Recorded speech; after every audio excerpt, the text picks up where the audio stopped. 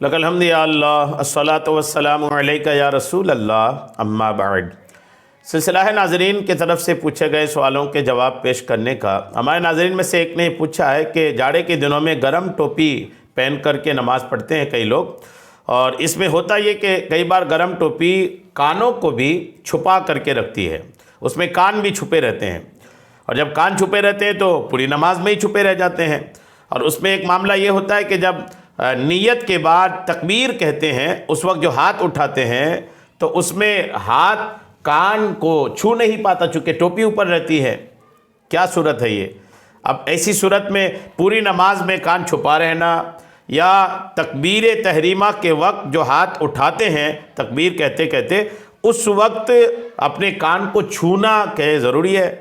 کیا معاملات ہیں؟ آئیے جواب توجہ کے ساتھ سنیے۔ پہلی بات تو یہ یاد رکھیے گا کہ گرم ٹوپی پہن کر نماز ادا کر سکتے ہیں، اس میں کوئی حرج نہیں ہے۔ اگر کوئی گرم ٹوپی پہن کر نماز پڑھتا ہے اور اس سے نماز میں پورے کان ڈھکے رہتے ہیں پوری نماز میں، اس میں کوئی حرج نہیں ہے، کان ڈھکے رہ جائیں کوئی مسئلہ نہیں ہے۔ یہ بس دھیان میں رکھنی چاہیے کہ اگر پیشانی بھی ڈھکی ہو، کئی بار یہ ٹوپیاں گرم ٹوپیاں جو ہے نا یہ پیشانی بھی چھپا کر کے رکھتی ہیں، تو اگر پیشانی بھی ڈھکی ہو تو پیشانی کو گرم ٹوپی سے ڈھک کر نماز پڑھنے کی 3 صورتیں ہیں۔ پہلی صورت، کسی عذر مثلا سردی کی وجہ سے ایسا کیا اور پیشانی زمین پر جمی ہوئی ہے، زمین کی سختی محسوس ہو رہی ہے تو بلا کراہت جائز ہے، کوئی دقت نہیں ہے۔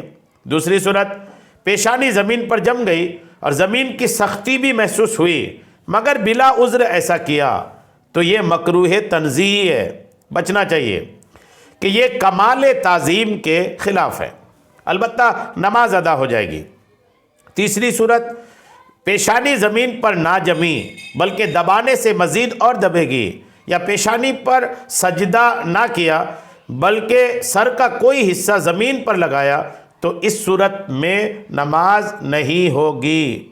تینوں صورتیں میں نے آپ کو عرض کر دیا ہے، یہ تینوں صورتیں اور ان کی جو باتیں ہیں نا یہ بحر الرائق میں ہے، کنز الدقائق میں ہے، اور مراقی الفلاح شرح نور العظام میں ہے۔ یہ تمام چیزوں میں باتیں لکھی ہیں، جو میں نے باتیں عرض کی نا یہ انہی کتابوں کے حوالوں سے عرض کیا ہے۔ تو اب یہ آپ کو دھیان رکھنا ہے ٹوپی پہ۔ اہم بات اس سوال میں یہ پوچھی گئی ہے کہ اگر ٹوپی پہنے ہیں اور کان چھپا ہے تو نیت جب کرتے ہیں نا تو ہاتھ اٹھاتے ہیں تو وہ کان کے لو کو، یہ نیچے والے گوشت کو، یہ کان کے لو کو جو ہے نا یہ انگوٹھا چھو نہیں پاتا چونکہ اوپر ٹوپی رہتی ہے۔ اس کا کیا مسئلہ ہے؟ تو یاد رکھیے گا، نماز میں تکبیر تحریمہ کہتے وقت ہاتھوں کو اٹھا کر کے کان کے لو کو چھونا، کان کے نیچے والے حصے کو چھونا یہ ضروری نہیں ہے، بلکہ حکم یہ ہے، امام اعظم ابو حنیفہ رحمۃ اللہ تعالی علیہ کے نزدیک سنت مستحبہ یہ ہے کہ ہاتھ کانوں کے برابر اٹھائیں، کانوں کے برابر تک اٹھائے اگر الحمدللہ سنت مستحبہ ادا ہو جائے گی۔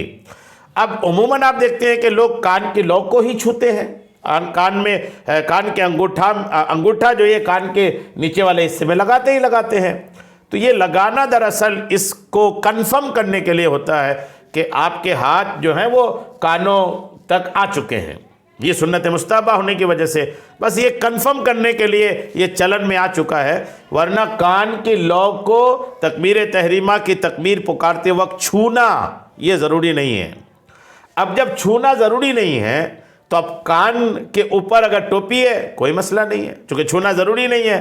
اگر چھونا ضروری ہوتا تو جا کر کے یہ معاملہ ہوتا کہ اب وہ کان کے اوپر سے ٹوپی ہٹاؤ، اب چھونا ہی ضروری نہیں ہے تو ٹوپی سے کان چھپا ہو اس میں کوئی حرج نہیں ہے۔ امید ہے بات آپ کو سمجھ میں آ گئی ہوگی۔ اللہ کریم ہم سب کو شریعت کے تمام مسائل سیکھنے، سمجھنے اور اس پر عمل کی توفیق عطا فرمائے، آمین بجاہ النبی الامین صلی اللہ تعالی علیہ وسلم۔